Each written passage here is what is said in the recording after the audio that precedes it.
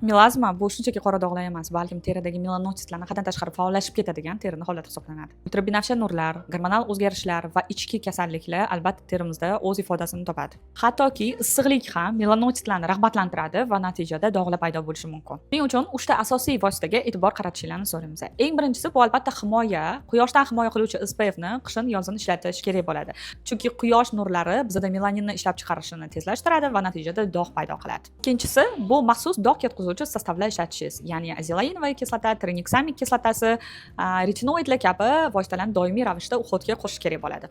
Uchinchi asosiy vosita bu ichki organlarni davolash va uxotni ketma-ket amalga oshirish hisoblanadi. Bir narsani yodingizda turing, agar sizda melazma dog'lari paydo bo'lgan bo'lsa, sizga 1-2 oy emas, balkim uzoqroq muddatli lecheniya talab qilinadi. Shu bilan bir qatorda teridagi dog'larni ketkazishda uni to'g'ri tozalash, eksfoliatsiya qilish va to'g'ri namlantirish juda muhim rol o'ynaydi. Yuz uhodi bo'yicha foydali ma'lumotlarni o'tkazib olmaslik uchun bizga obuna bo'lishni unutmang.